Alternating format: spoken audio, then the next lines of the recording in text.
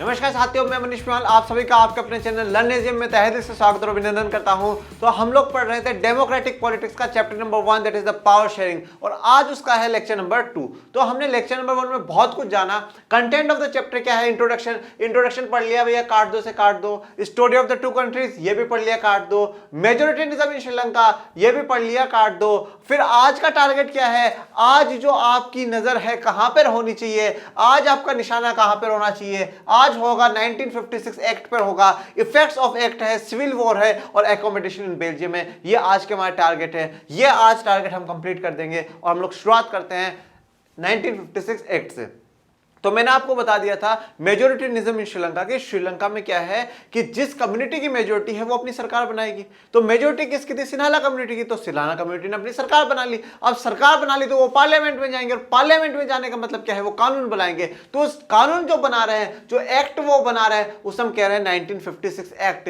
क्यों? क्योंकि ये एक्ट कब बनाया गया था? 1956 में बनाया गया था। और इस एक्ट में क्या क्या प्रोविजन है वो हम देखते हैं। In this government made following provisions are as follow. इसमें सरकार ने क्या है, कुछ ऐसे प्रोविजंस करे जो कि अब हमें पढ़ने हैं। सबसे पहला, Sinhala is the official language. Sinhala को क्या डिक्लेयर कर दिया? ऑफिशियल लैंग्वेज डिक्लेयर कर दिया। इसका मतलब क्या है कि भाई जो भी कंट्री में काम होगा वो सारा का सारा सिन्हाला लैंग्वेज में होगा। अगर गवर्नमेंट कोई लेटर जारी करेगी सिन्हाला में करेगी। बच्चों को पढ़ाया जाएगा सिन्हाला लैंग्वेज में पढ़ाया जाएगा। जॉब के लिए कोई कॉम्पिटिटिव एग्जाम कराया जाएगा वो भी सिन्हाला में कराया जाएगा। मतलब सारे काम जो होंगे वो किस में होंगे? सिन्हाला में होंगे। तो सिन्हाला में हो रहे, कोई दिक्कत वाली बात नहीं है। पर सिन्हाला तो उन्हीं को आती है जो सिन्हाला कम्युनिटी से बिलोंग करते हैं। What about the Tamil community? Tamil को नहीं आती। तो यहाँ पे डिस्क्रिमिनेशन किसके साथ हुआ है? भेदभाव किसके साथ हुआ है? तमिल के साथ हुआ है। पहला डिस्क्रिमिनेशन हमें नजर आ रहा है।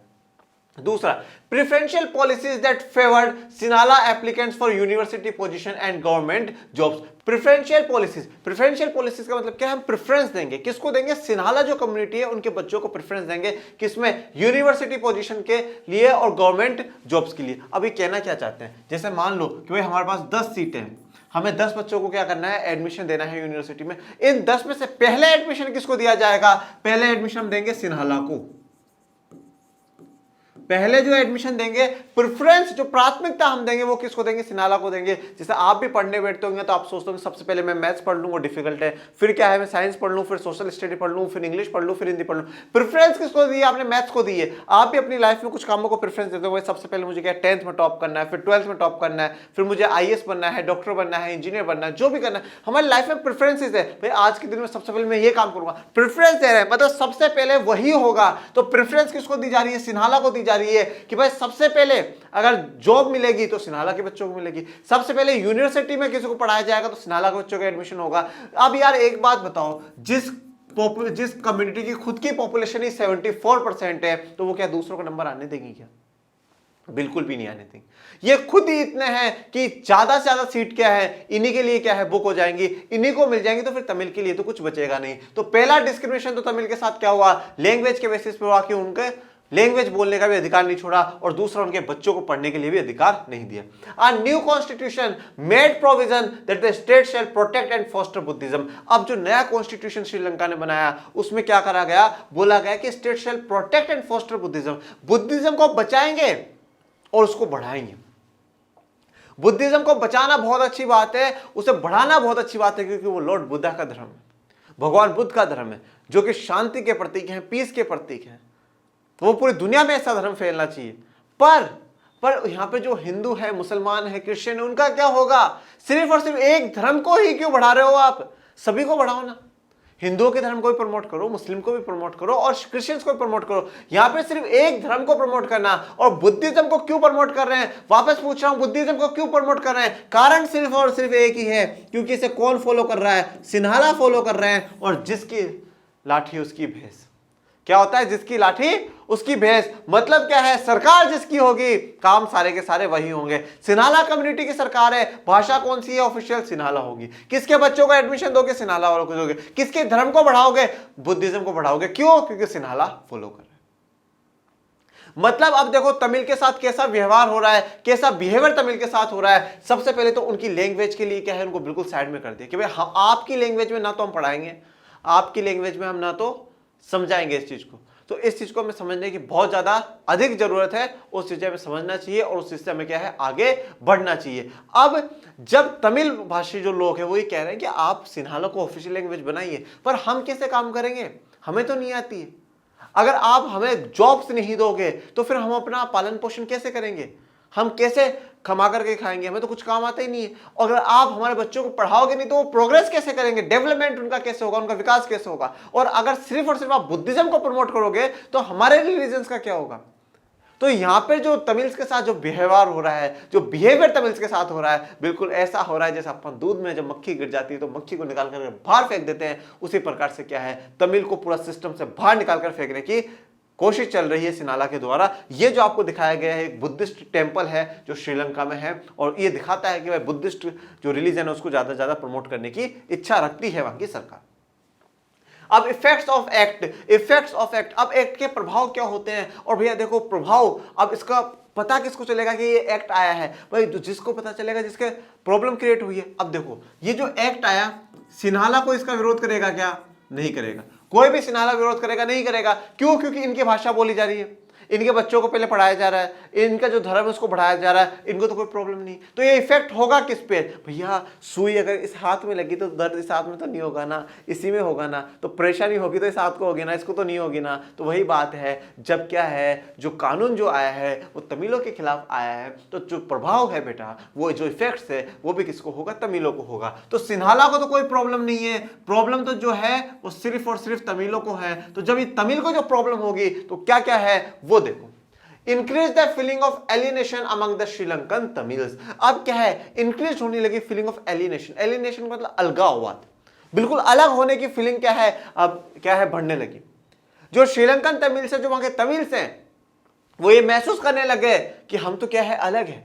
जिस देश में हजारों सालों से वो लोग रह रहे हैं, अब उसी देश में वो महसूस कर रहे हैं कि हम तो क्या है, हम क्या है अलग हैं, हमारा कोई भी नहीं है, ना हमारी कोई पॉलिटिकल पार्टी है, ना हमारा कोई लीडर है, ना हमारी भाषा के लिए कोई बचाने के लिए काम कर रहा है। खुद में क्या है बिल्कुल अलग होने की भावना आ गई है, वो बिल्कुल सबसे अपने आप को अलग महसूस करने लगे। और अलग जब महसूस करने लग जाता है इंसान तो बहुत सच में वो एक खतरे का संकेत है कि भाई अगर आप किसी को समाज से बिल्कुल अलग कर दोगे तो वो बहुत गलत बात है। तो अब इनको महसूस ऐसा होने लगा है कि ये क्या है अलग हो रहा है।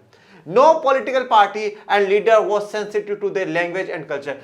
कोई भी पॉलिटिकल पार्टी या लीडर क्या है सेंसिटिव नहीं है, किसके लिए, इनकी लैंग्वेज के लिए और इनके कल्चर के लिए।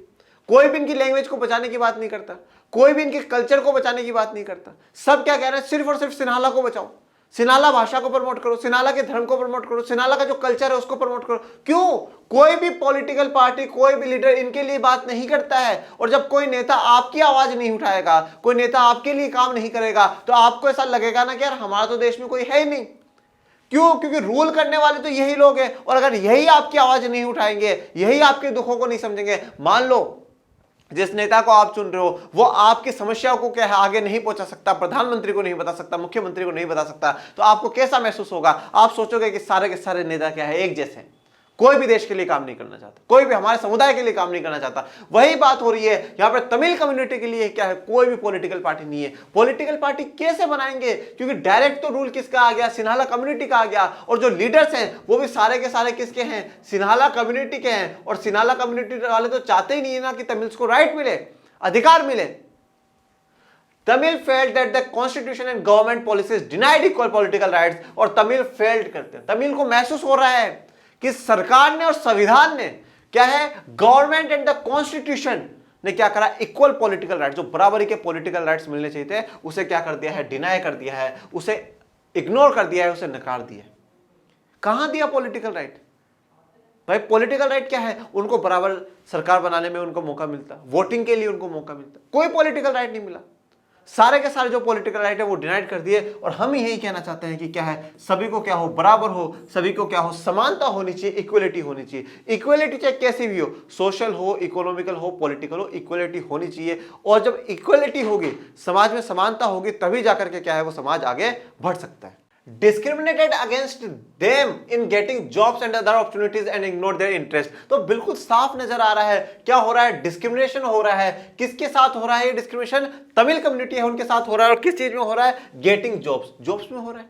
क्यों? क्योंकि भाई हमने क्या बोला, हम प्रेफरेंस किसको देंगे जॉब में? सिन्हाला कम्युनिटी को देंगे। अपॉर्चुनिटीज, इनको अपॉर्चुनिटीज नहीं मिल रही, इनके बच्चों को पढ़ाने के लिए मौका नहीं दिया जा रहा। बोला किसके बच्चों को पढ़ाओ? सिन्हाला के बच्चों को पढ़ाओ। जॉब किसको दो? सिन्हाला के बच्चों को दो। तो इनकी जो अपॉर्चुनिटीज है, इनकी जो इंटरेस्ट है, जिससे इनका डेवलपमेंट होगा, इनका विकास होगा, उन सभी को क्या करा जा रहा है? इग्नोर करा जा रहा है। और इनके साथ क्या हो रहा है? डिस्क्रिमिनेशन हो रहा है, भेदभाव हो रहा है। और ये भेदभाव, ये डिस्क्रिमिनेशन श्रीलंका को एक ऐसी स्थिति पर ले जाकर खड़ा कर देगा माय डियर स्टूडेंट्स, जहां पे इसके सोशल, इकोनॉमिकल और पॉलिटिकल लाइफ है वो पूरी तरीके से क्या है? डैमेज हो जाएगी। श्रीलंका की पूरी कंडीशन श्रीलंका की बहुत खराब हो जाएगी। तो ये जो डिस्क्रिमिनेशन है ना, ये डिस्क्रिमिनेशन आगे श्रीलंका के लिए डैमेज बन जाएगा, श्रीलंका के लिए डैमेज बन जाएगा। और जो डिस्क्रिमिनेशन है, भेदभाव हो, चाहे किसी भी आधार पर हो, जाति के आधार पर, धर्म के आधार पर, लिंग के आधार पर, रंग के आधार पर, भाषा के आधार पर, वो नहीं होना चाहिए।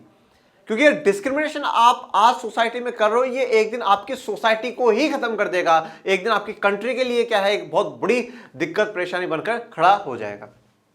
The relation between the Sinhala and the Tamil communities strained over time। अब समय के साथ साथ क्या होता है? सिन्हाला कम्युनिटी के बीच में और तमिल कम्युनिटी के बीच में क्या होता है? जो रिलेशन है वो स्ट्रेंड होने लग जाते हैं, तनाव आने लग जाता है, एक दूसरे के बीच में नफरत बढ़ने लग जाती है। तमिल सिन्हाला को पसंद नहीं करता है, सिन्हाला तमिल को पसंद नहीं करता है। दोनों के बीच में क्या है? जो रिलेशन है वो खराब होते जाते हैं। और हम क्या कहते हैं कि हम कहते हैं कि डिस्क्रिमिनेशन क्या है? उसको काट देना चाहिए। कभी भी जीवन में किसी के साथ भी कोई भेदभाव, डिस्क्रिमिनेशन नहीं होना चाहिए। और अगर डिस्क्रिमिनेशन नहीं होता है तो हम लोग क्या है?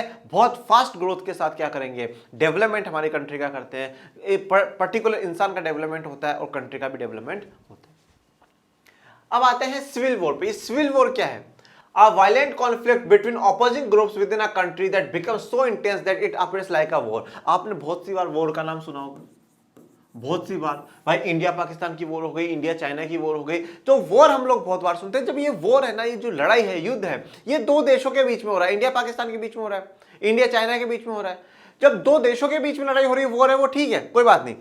पर ये सिविल वॉर क्या है? सिविल वॉर का मतलब क्या है? कि भाई सेम कंट्री में दो ग्रुप है ना, दो ग्रुपों के बीच में क्या हो? ऐसी लड़ाई होने लग जाए, कैसी? वॉयलेंट, बिल्कुल हिंसक लड़ाई होने लग जाए, जो ऐसा लगे कि क्या है? वॉर है। अब हम यहां पे बात किसकी कर रहे हैं? श्रीलंका की। तो श्रीलंका में जो दो ग्रुप है, कौन कौन से? सिन्हाला और दूसरा कौन सा है? तमिल। देखो सिन्हाला जो है, सिन्हाला किसके? गवर्नमेंट के पक्ष में है, फेवर में है, गवर्नमेंट के फेवर में। वो चाहता है कि जो सिन्हाला गवर्नमेंट बना रही है कानून, वो सारे अच्छे हैं, वो बने रहने चाहिए, उनके बच्चों को प्रेफरेंस मिले, उनके जो रिलीजन है उसको प्रोटेक्ट और फोस्टर किया जाए, ये काम है। पर तमिल क्या है? सरकार के खिलाफ है। जब ये सरकार के फेवर में है और ये सरकार के अपोज में है, तो ये दोनों ग्रुप्स अपोज हो गए ना, ये दोनों एक दूसरे को चाहते नहीं है। सिन्हाला कहेंगे तुम क्यों विरोध कर रहे हो, बोल तमिल बोलेंगे हमारे लिए है ही नहीं, तो विरोध ही करेंगे हम। तो दोनों के लिए क्या है? ये दोनों क्या है? अब एक दूसरे से लड़ना शुरू कर देंगे। तो ये ऐसी लड़ाई बन जाएगी, ये इतना वॉयलेंट हो जाएगा, इतना हिंसक हो जाएगा कि बिल्कुल क्या है? ऐसा लगेगा जैसे वॉर की तरह हो। A violent conflict between opposing groups within a country. तो एक ही कंट्री में जो दो ऑपोजिंग ग्रुप्स है, सिन्हाला और तमिल, उनमें इतना भयंकर वॉयलेंट कॉन्फ्लिक्ट होगा, इतना भयंकर हिंसक वाला झगड़ा होगा, जिससे क्या होगा कि वो बिल्कुल वॉर की तरह लगेगा। और ये जो अंकल है, ये बिल्कुल वॉर की तैयारी कर करके बैठे हैं, बिल्कुल कि अब इस बार तो मैं जब भी जाऊंगा वॉर में डिशुम डिशुम डिशुम कर करके आ जाऊंगा। कॉन्सिक्वेंसेस किस चीज के?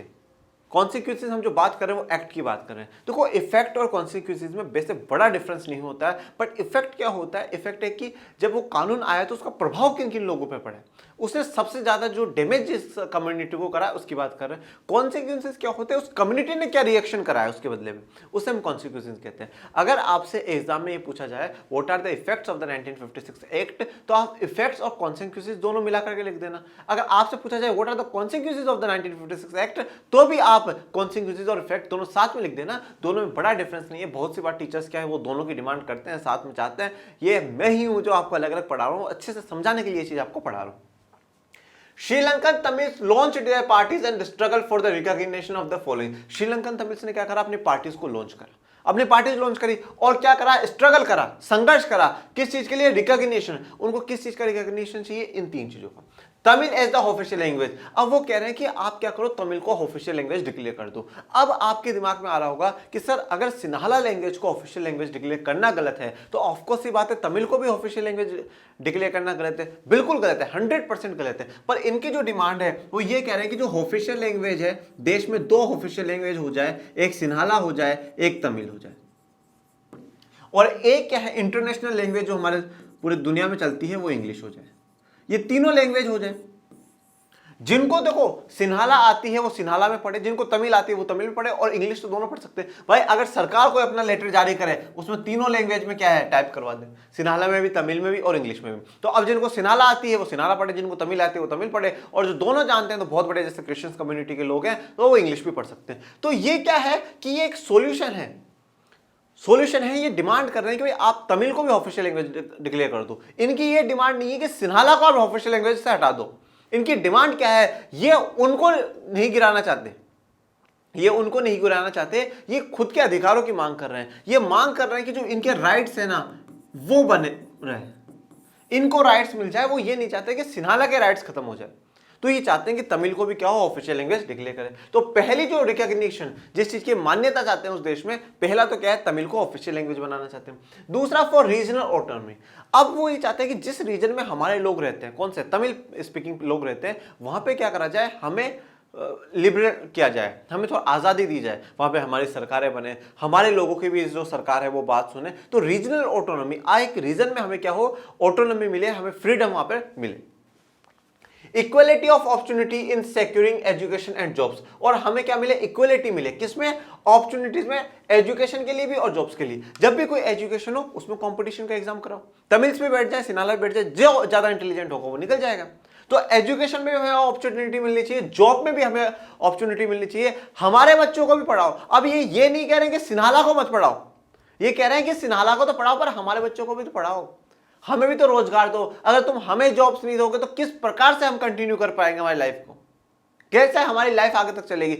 हजारों सालों तक तो क्या है, अंग्रेजों ने हम पर जो जुल्म कर दिया, अब उसके बाद आज हमारे देश में हमारे ही लोग हम पे जुल्म कर रहे हैं, कहां जाएंगे हम लोग।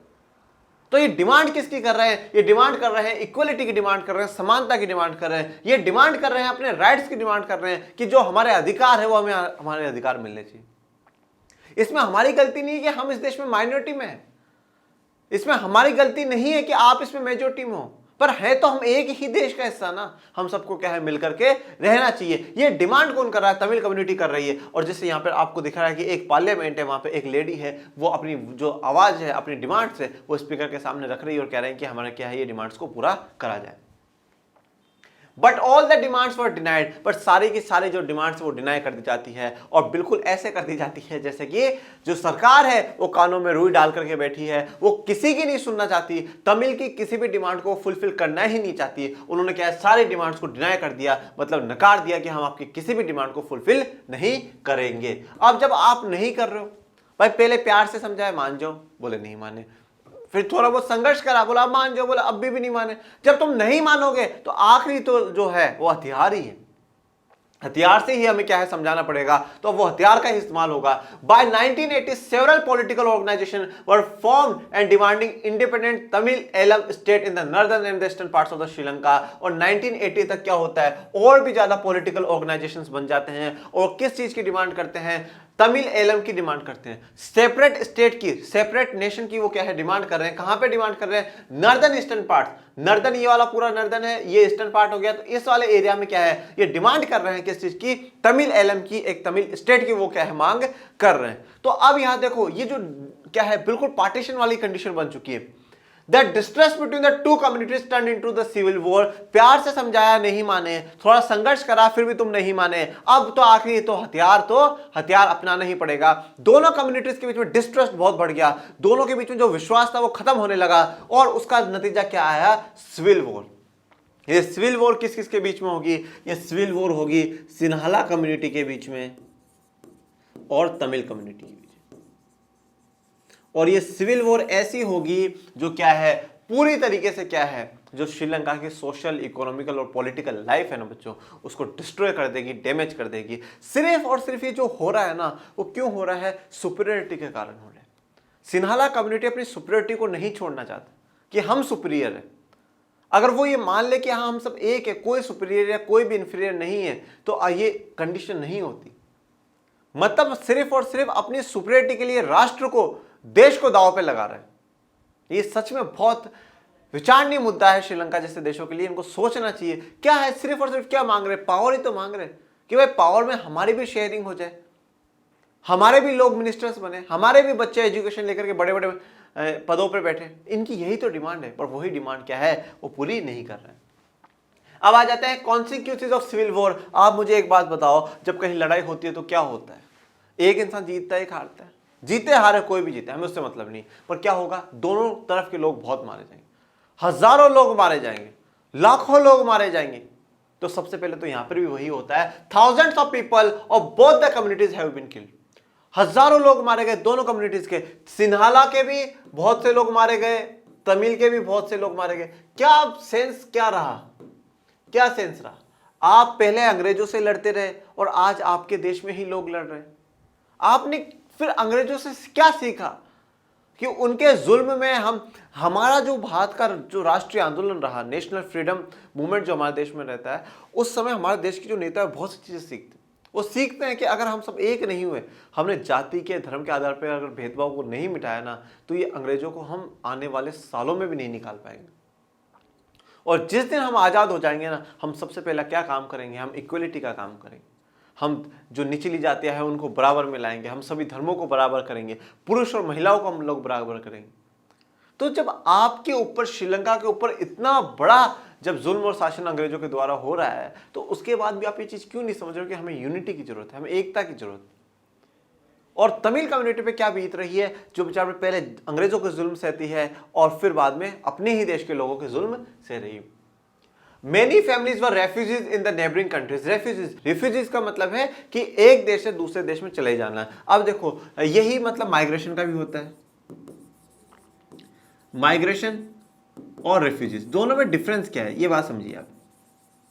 देखो, माइग्रेशन का मतलब क्या है, माइग्रेशन दो प्रकार का होता है, एक इंटरनल और एक इंटरनेशनल। इंटरनल का मतलब क्या है, जैसे मैं दिल्ली से मुंबई चला जाऊं तो मैंने माइग्रेशन कर लिया, मैं दिल्ली से मुंबई चला गया बिकॉज ऑफ गुड अपॉर्चुनिटीज, और भी अच्छी मुझे अपॉर्चुनिटीज मिले तो मैं दिल्ली से मुंबई चला गया, अच्छा मुझे इनकम मिले, अच्छी हेल्थ फैसिलिटीज, एजुकेशन फैसिलिटीज वहां पे मिले, मैं वहां चला गया, मैंने इंटरनल माइग्रेशन करा। एक मान लो मैं इंडिया छोड़कर के अमेरिका चला जाऊं, ऑस्ट्रेलिया चला जाऊं, वो इंटरनेशनल माइग्रेशन। जो माइग्रेशन मैंने करा है ना, ये मैंने क्या है, अपनी इच्छा से करा है, इट इज माई विश, ये मेरी इच्छा है कि मैं अमेरिका जाकर के स्टडी करूं, ये मेरी इच्छा है मैं मुंबई में जाकर के ज्यादा अच्छा इनकम वाला रोजगार सर्च करूं, एम्प्लॉयमेंट पे मैं सर्च करूं।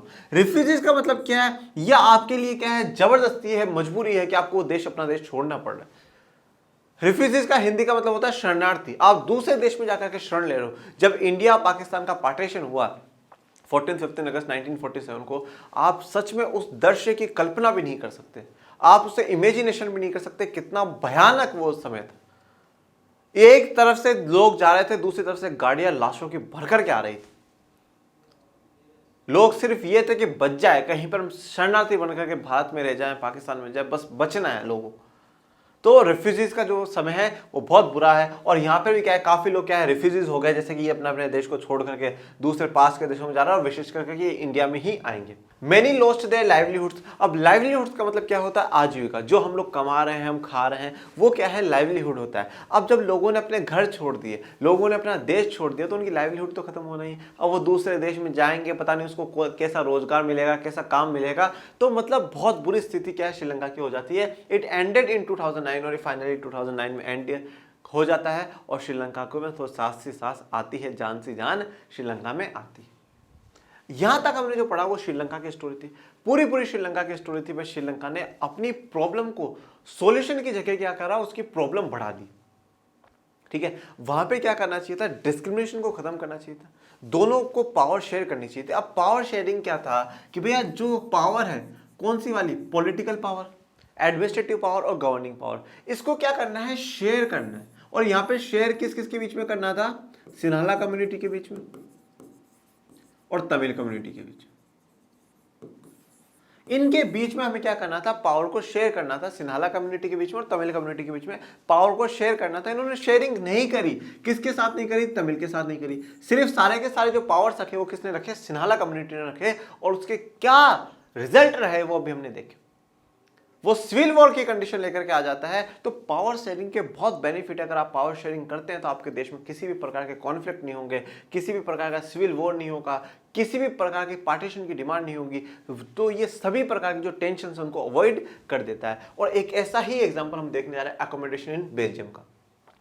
They made amendments 4 times in their constitution. अपने देश के संविधान में, कॉन्स्टिट्यूशन में 4 बार अमेंडमेंट करा। अमेंडमेंट का मतलब क्या होता है? अमेंडमेंट का मतलब होता है चेंजेस करना। अपने कॉन्स्टिट्यूशन में 4 बार चेंजेस करा, और वो 4 बार कब से कब तक करा? 1970 टू 1993। 23 ईयर्स में उन्होंने क्या है, 4 टाइम्स अपने कॉन्स्टिट्यूशन में क्या कर दिया? चेंज कर दिया। 1970 टू 1993 में 4 बार बेल्जियम क्या करता है? अपने संविधान में बदलाव करता है, चेंजेस करता है। ये चेंजेस कर क्यों रहा है? क्यों कर रहा है? They live together within the same country, एक देश में साथ रहने के लिए। अब यहां पर दो कौन से मुख्य वर्ग है? कौन से 2 एथनिक ग्रुप्स है? डच और फ्रेंच। ये दोनों एक साथ रह सके, एक साथ एक देश में रह सके, एक कंट्री में रह सके, इसलिए इन्होंने क्या करा है? 4 बार अपने कॉन्स्टिट्यूशन में अमेंडमेंट कर दिया है, बदलाव कर दिया है, चेंजेस कर दिए हैं, जिससे क्या हो कि हम सभी क्या है, एक देश में साथ रह सके। क्यों? क्योंकि हम सभी एक हैं। डच और फ्रेंच हम सभी एक है। इनका जो मॉडल है ना, इनका जो मॉडल है, जो इनका तरीका है, ये पूरी दुनिया के लिए एक मिसाल बन जाएगा।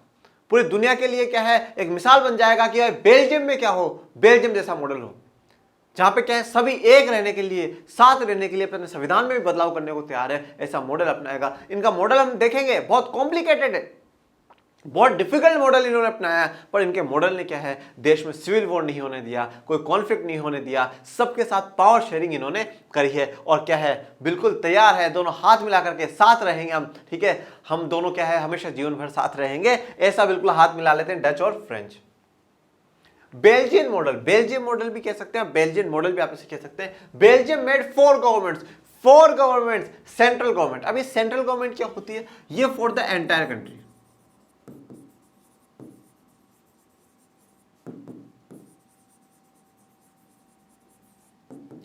सेंट्रल गवर्नमेंट क्या होगी? फॉर द एंटायर कंट्री, पूरे देश के लिए क्या होती है? एक सेंट्रल गवर्नमेंट होती है। हमारे देश में भी सेंट्रल गवर्नमेंट है, जैसे कि प्राइम मिनिस्टर नरेंद्र मोदी हैं, वो क्या है, सेंट्रल गवर्नमेंट के हेड है, उनके अपने मिनिस्टर्स हैं। और हमेशा एक बात को ध्यान में रखिएगा, जब हम बात कर रहे हैं गवर्नमेंट की, हम बात कर रहे हैं गवर्नमेंट में कौन आता है? गवर्नमेंट में आता है प्राइम मिनिस्टर। अगर सेंट्रल गवर्नमेंट है तो प्राइम मिनिस्टर, और अगर स्टेट गवर्नमेंट है तो चीफ मिनिस्टर। और उसके अलावा इनका जो काउंसिल ऑफ मिनिस्टर होता है,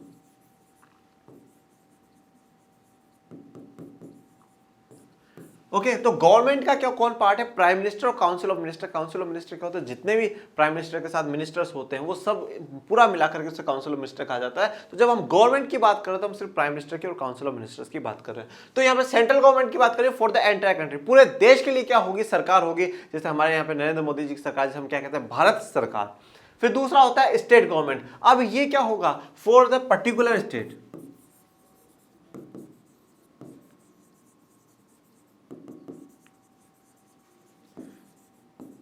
ये एक एक पर्टिकुलर स्टेट के लिए होगी। जैसे हमारे यहाँ पे बिहार की स्टेट गवर्नमेंट है, राजस्थान की है, उत्तराखंड की है, तमिलनाडु की है, केरल की है, गोवा की है। हर स्टेट की एक पर्टिकुलर गवर्नमेंट होती है। और इसमें कौन कौन आएगा? इस गवर्नमेंट में सीएम आएगा और सीओएम आएगा। सीओएम का मतलब होता है काउंसिल ऑफ मिनिस्टर्स, ठीक है, और सीएम, ये स्टेट गवर्नमेंट फॉर्म करता है। तो सेंट्रल गवर्नमेंट और स्टेट गवर्नमेंट ये हम हमारे भी देश में देखते हैं। अब दो अलग कौन सी इनके? ये है एक ब्रुसेल्स गवर्नमेंट। तो ब्रुसेल्स गवर्नमेंट क्या है? For the capital, for the capital. और लास्ट जो इन्होंने लेकर के आया कम्युनिटी गवर्नमेंट, ये किसके लिए है? For the community.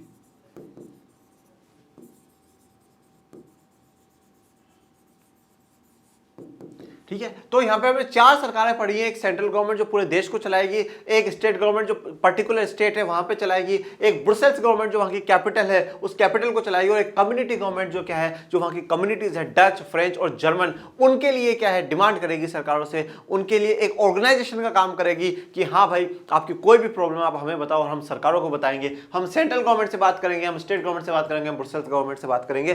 तो ये क्या है? ये है बेल्जियम का फ्लैग, जो वहां के देश की आन बान शान है, और हमारे देश की तो आन बान शान तिरंगा है। तो वैसे ही क्या है, बेल्जियम के लिए है। अब आ जाते हैं सेंट्रल गवर्नमेंट के बारे में। Constitution prescribes that the number of Dutch and French speaking ministers shall be equal in the central government. क्या बोला है? इक्वलिटी की बात करी है। किसकी बात करी है? इक्वलिटी की बात इन्होंने करी है कि constitution prescribe that the number of Dutch and the French speaking ministers shall be equal in the central government. मतलब मान लो हम टोटल 30 मिनिस्टर बना रहे हैं, टोटल अगर हमने 30 मिनिस्टर बनाए हैं तो उसमें से 15 डच के होंगे और 15 फ्रेंच के होंगे। तो ये क्या है, इक्वल है, इक्वल प्रेजेंटेशन। इक्वल प्रेजेंटेशन हम किसको देंगे, दोनों को देंगे, डच स्पीकिंग लोगों को भी है और फ्रेंच स्पीकिंग लोगों को भी। दोनों को क्या मिलेगा, बराबर का अधिकार मिलेगा, बराबर के मंत्री बनेंगे। अब ये बराबर की क्यों बना रहे हैं, क्योंकि कोई भी डिसीजन अकेला ना ले सके, कोई भी डिसीजन अकेला ना ले सके। कोई भी डच कोई भी ऐसा डिसीजन नहीं लेंगे जो फ्रेंच के खिलाफ हो। क्यों, क्योंकि फ्रेंच वाले भी तो बराबर है। और कोई भी फ्रेंच ऐसा डिसीजन नहीं लेंगे जो डच के खिलाफ हो, क्योंकि वो भी तो बराबर है। तो भाई जब आप दोनों बराबर कर लोगे तो इक्वलिटी आ जाएगी, समानता आ जाएगी। Some special laws require the support of majority of members from each linguistic group। अब अगर कोई स्पेशल कानून बना रहे हो, कोई विशेष कानून बना रहे हो, ठीक है, जब आप कोई विशेष कानून बनाते हो तो आपको दोनों कम्युनिटी की मेजोरिटी से पूछना होगा। जैसे कि मान लो जो वहां का पार्लियामेंट है, उस पार्लियामेंट में मान लो 200 सीटें हैं, 200 लोग बैठते हैं। अब उस 200 में से क्या है, 100 लोग डच होंगे और 100 फ्रेंच होंगे। आप एक बार के लिए इस पूरे सिस्टम में जर्मन को भूल जाइएगा, जर्मन स्पीकिंग पीपल्स को, ठीक है। किताबें भी ज्यादा चर्चा नहीं करी और हमें उनकी ज्यादा चर्चा करनी भी नहीं है। मुख्य जो है वो डच और फ्रेंच है। तो 100 क्या है, डच है और 100 फ्रेंच है। अब मान लो कोई कानून आया, उसमें से क्या है 60% डच ने बोल दिया कि हाँ बना दो और 70% फ्रेंच ने बोल दिया बना दो। देखो मेजोरिटी का मतलब क्या है, 50% से ऊपर जाते ही मेजोरिटी है, 50% से ऊपर जाते ही मेजोरिटी है। तो मान लो 60% डच ने बोल दिया बना दो, 70% फ्रेंच ने बोल दिया बना दो, तो भाई बना दो, क्योंकि दोनों तरफ के मेजोरिटी हाँ कर रही है, दोनों तरफ की मेजोरिटी हाँ कर रही है। पर एक बार मानो कि डच वाले कह रहे हैं, 40% ने बोला हाँ बना दो और यहाँ पे 80% बोल रहे हैं बना दो, तो बनाओगे क्या, नहीं बनाओगे। डच वालों की मेजोरिटी नहीं आई है, डच वालों की जो मेजोरिटी 60% है वो लोग मना कर रहे हैं कि ये कानून नहीं बनना चाहिए। तो विशेष कानून में क्या होगा, majority of the members from each linguistic group, जो दोनों लिंग्विस्टिक ग्रुप है, लिंग्विस्टिक ग्रुप का मतलब जो लैंग्वेज के बेसिस पे ग्रुप होते हैं, भाषा के आधार पर जो ग्रुप है, उन दोनों का आपको क्या है, सपोर्ट चाहिए, मेजोरिटी चाहिए होगी। Thus, no single community can make decision unilaterally। तो इससे क्या होगा, कोई भी सिंगल कम्युनिटी अकेला क्या है, कोई भी डिसीजन नहीं ले पाएगी, पूरी कंट्री पर अकेले रूल नहीं कर पाएगी। अब आ जाते हैं स्टेट गवर्नमेंट पे। Many powers of the central government have been given to the state governments of the 2 regions of the country. अब बहुत सी पावर्स क्या करेगी, जो सेंट्रल गवर्नमेंट की है वो स्टेट गवर्नमेंट को दी गई।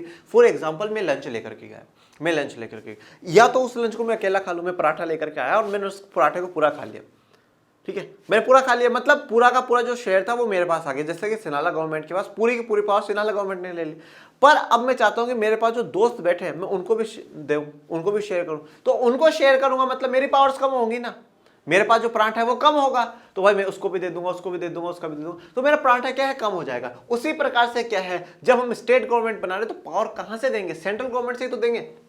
तो हमने बहुत सी पावर्स है ना सेंट्रल गवर्नमेंट की कम कर करके किसको दे दी, स्टेट गवर्नमेंट को दे दी, कि आज से इन चीजों पे क्या है, स्टेट गवर्नमेंट काम करेगी। चैप्टर 2 फेडरलिज्म में हम लोग पढ़ेंगे कि सेंट्रल गवर्नमेंट जो होती है वो किन किन चीजों पे कानून बना सकती है, सेंट्रल गवर्नमेंट को क्या क्या काम करने हैं, स्टेट गवर्नमेंट को क्या क्या काम करने होते हैं। ये पावर जो है बिल्कुल क्लियरिफाई होते हैं, स्पेसिफाई होते हैं देश के कॉन्स्टिट्यूशन में, तो हमारे में भी मेंशन है। The state governments are not subordinate to the central government। Subordinate का मतलब क्या होता है, मेरे नीचे है, मेरे नीचे हो तुम, मेरी बात तो मानोगे, भाई मैं बॉस हूं, मैं बॉस हूं, तुम सारे मेरे क्या हो, कर्मचारी हो, तुम मुझसे सबॉर्डिनेट हो, तुम्हें मेरी बात माननी पड़ेगी। यहां पे क्या बोला, the state governments are not subordinate to the central government. Central government के सबॉर्डिनेट नहीं है, स्टेट गवर्नमेंट अपनी इंडिपेंडेंट है, सेंट्रल गवर्नमेंट अपनी इंडिपेंडेंट। सेंट्रल गवर्नमेंट वो अपने काम करेगी जो कॉन्स्टिट्यूशन में लिखा है कि भाई ये काम सेंट्रल गवर्नमेंट को करना है, वहां पे स्टेट गवर्नमेंट कुछ भी नहीं बोलेगा। स्टेट गवर्नमेंट अपने काम करेगी, वहां पे सेंट्रल गवर्नमेंट कुछ नहीं बोलेगा। स्टेट गवर्नमेंट के लिखे भाई ये काम पे क्या स्टेट गवर्नमेंट करेगा, कोई एक दूसरे के सबॉर्डिनेट नहीं, कोई ऊपर नीचे नहीं है, दोनों बराबर है। और जब सेंट्रल गवर्नमेंट और स्टेट गवर्नमेंट आपके देश में हो, दोनों के पास अपनी अपनी पावर्स हो और दोनों अपनी पावर्स को इंडिपेंडेंटली फॉलो करते हैं, उस पर काम करते हैं, ऐसे सिस्टम को जो हम लोग कहते हैं उसे हम कहते हैं फेडरलिज्म। और ये फेडरलिज्म ये पूरा एक टॉपिक नहीं है, पूरा चैप्टर है जो कि आपको पढ़ना है। अगर यहां पे सेंट्रल गवर्नमेंट बॉस होती तो I am the boss, I am the boss, पर यहां पे ऐसा नहीं है, कोई बॉस नहीं है, दोनों क्या है, बराबर है। काट दो इस इमेज को, दोनों क्या है, बराबर है। सेंट्रल गवर्नमेंट और स्टेट गवर्नमेंट दोनों बराबर है, दोनों का अपनी अपनी पावर है, कोई किसी के ऊपर रूल नहीं करेगा, कोई किसी का बॉस नहीं है, दोनों इक्वल है और दोनों अपनी अपनी जो पावर्स कॉन्स्टिट्यूशन ने बताई वो यूज करेंगे। फिर आ जाते हैं ब्रुसेल्स गवर्नमेंट पे। Brussels has a separate government in which both the communities have equal representation. अब ब्रुसेल्स में भी क्या है, जो गवर्नमेंट बनेगी उसमें इक्वल रिप्रेजेंटेशन होगा। मान लो हमने यहां पे 40 मिनिस्टर बनाए, तो भैया 20 डच के 20 फ्रेंच के, 20 डच के 20 फ्रेंच के। देखो पीस है ना, पीस जो शांति होती है ना, वो शांति क्या है, सेक्रीफाइस मांगती है। कोई भी चीज होती है ना वो सेक्रीफाइस मांगती है, बिना सेक्रीफाइस के कुछ भी नहीं मिलता। सक्सेस भी बहुत सेक्रीफाइस मांगती है, त्याग मांगती है, वो नींद का त्याग मांगती है, भूख का त्याग मांगती है, वो बहुत कुछ मांगती है सक्सेस भी। तो इस प्रकार से जो पीस है ना वो भी सेक्रीफाइस मांग रही है, शांति भी त्याग मांग रही है, बलिदान मांग रही है। अगर सिन्हाला कम्युनिटी भी क्या करती, बराबरी का अधिकार दे देती, अपना सा थोड़ा सा हिस्सा कम कर देती, तो वहां पर इतने दंगे परेशान नहीं होते, पीस रहती, शांति रहती। अब यहां पर आप सोच होंगे कि ब्रुसेल्स में 80% फ्रेंच थे, फिर भी वो कह रहे हैं 50-50 बना देंगे, ऐसा क्यों भाई? 80% होने के बावजूद बोल रहे 50-50। तो भैया जब सेंट्रल गवर्नमेंट बनी तो डच भी तो मेजोरिटी में था, तो डच ने भी तो बोला ना बराबर बनाओ, हाँ डच ने भी तो बोला बराबर बनाओ। तो जब सेंट्रल गवर्नमेंट के लिए डच ने बोल दिया बराबर बनाओ, तो जब ब्रुसेल्स गवर्नमेंट बन रही थी तो इन्होंने भी, फ्रेंच वालों ने बोल दिया कि भैया आपने वहां त्याग करा है, अब हमारी बारी है, अब हमें त्याग करने दो, अब हम यहां पर बराबर बनाएंगे। दोनों ने त्याग करा है, दोनों ने सेक्रीफाइस करा है। और इसे क्यों करा है? क्योंकि सब वो एक देश में रह सके, एक देश की सीमाओं में रह सके। The French speaking people accepted equal representation in Brussels because the Dutch speaking community has accepted equal representation in the central government। यही बात मैंने आपको बताई है कि फ्रेंच इसलिए एक्सेप्ट कर लिए, क्यों? क्योंकि उन्होंने, डच ने क्या करा था, पूरे देश के लिए करा था, तो फ्रेंच ने ब्रुसेल्स के लिए कर लिया। लास्ट है कम्युनिटी गवर्नमेंट।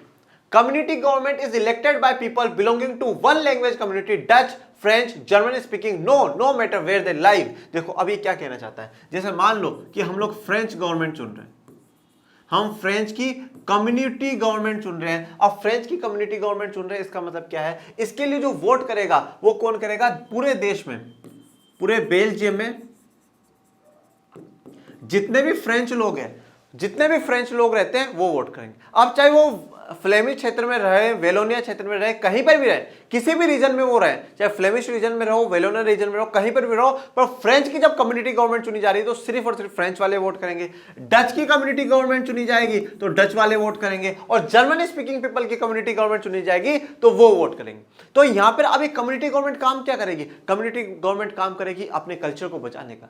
डच वाले कभी भी मान लो सेंट्रल गवर्नमेंट कोई ऐसा कानून लेकर के आ जाए डच की कल्चर के खिलाफ, ये विरोध करेंगे, आंदोलन करेंगे, बोले नहीं, ऐसा नहीं होना चाहिए। क्या है, हमारी जो कल्चर है, हमारी जो लैंग्वेज है, उसे प्रोटेक्ट करे सरकार। और ऐसी जो कम्युनिटी गवर्नमेंट का टाइप आपको इंडिया में भी देखने को मिलता होगा। हमारे देश में बहुत से ऑर्गेनाइजेशंस होते हैं, बहुत से ऑर्गेनाइजेशंस हैं जो क्या है, दलित कम्युनिटी के लिए, जो schedule caste, schedule tribes, backward caste होती है, उनके लिए क्या है, आंदोलन करते हैं, वुमेन्स के लिए आंदोलन करते हैं, किसानों के लिए आंदोलन करते हैं। तो ये क्या है, ऑर्गेनाइजेशंस है ना।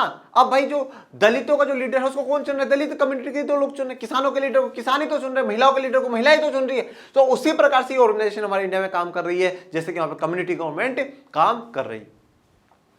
This government has the power regarding cultural, educational and language related issue. इनके पास किस चीज का पावर है? कल्चर के रिगार्डिंग पावर है, एजुकेशन से रिगार्डिंग पावर है, और लैंग्वेज से रिगार्डिंग पावर है। अगर इनको कभी कोई इनके एजुकेशन में इनको दखलंदाजी करी जाए, कभी इनके साथ लैंग्वेज में कोई दखलंदाजी करी जाए, मना करा जाए कि नहीं आप अपनी लैंग्वेज हमारे देश में नहीं बोल सकते हो, तो उस समय कम्युनिटी गवर्नमेंट अपनी आवाज सरकार तक पहुंचा सकती है और बता सकती है कि हमारे साथ इस जगह पे गलत हो रहा है। This model was very complicated but work well. ये मॉडल बहुत ज्यादा कॉम्प्लिकेटेड है, सच में बहुत ज्यादा कॉम्प्लिकेटेड। चार सरकारें बनाना सच में बहुत कॉम्प्लिकेटेड है। समझ में नहीं आ रहा कौन सी सरकार कहां काम कर रही है, कौन सी सरकार के ऑर्डर को कौन मानेगा, कंफ्यूजन है, सारा का सारा कंफ्यूजन है। पर फिर भी ये कॉम्प्लिकेटेड है बट वर्क वेल। इसने आपके देश में सिविल वॉर नहीं होने दिया, इसने आपके देश में लोगों के बीच में ये भावना नहीं आने दी कि हम अलग हैं। सबको एक रखा, रिफ्यूजीज नहीं बनने दिया किसी को, कि हजारों लोगों को मरने से बचा लिया। कॉम्प्लिकेटेड मेथड है पर क्या है, काम बहुत अच्छा करा। Avoid civil war and partitions.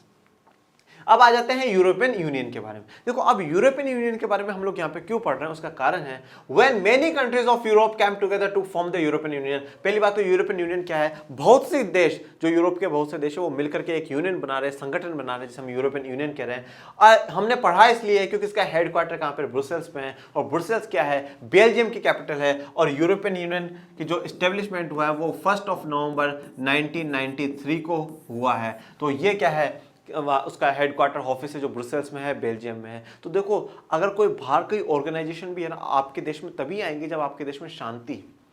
आपके देश में अगर रोज लड़ाई हो रही है, रोज दंगे हो रहे हैं, तो कोई आपके देश में आना पसंद नहीं करेगा। ना टूरिस्ट आना पसंद करेंगे, ना कोई ऑर्गेनाइजेशन अपनी फैक्ट्री लगाना पसंद करेगी, अपना ऑफिस खोलना पसंद करेगी, कोई भी पसंद नहीं करेगा। तो इसलिए जरूरत किस चीज की है, पीस की जरूरत है, शांति की जरूरत है, नॉन वायलेंस की हम लोगों को जरूरत है। तो भैया ये हमारा आज का टारगेट क्या है, कंप्लीट हो गया। अब अगले टारगेट के लिए भी हमने शंख बजा दिया है, शंखनाद कर दिया है। नेक्स्ट टारगेट क्या है, why power sharing is desirable, forms of power sharing, legislature, executive, judiciary. और ये वाली चीज तो हम ऐसी पढ़ेंगे कि आप जिंदगी में कभी नहीं भूलोगे, और जिंदगी में जब तक आप पॉलिटिकल साइंस पढ़ोगे तब तक आपको ये चीजें याद रहेंगी। तो इसी के साथ आज का जो हमारा लेक्चर है वो कंप्लीट होता है। आपको इस वीडियो में कोई भी प्रॉब्लम आएगा कमेंट बॉक्स में जरूर पूछें, और आप ज्यादा से ज्यादा अपने चैनल लर्निंग जिम को लाइक करें, शेयर करें, सब्सक्राइब करें। Thank you so much.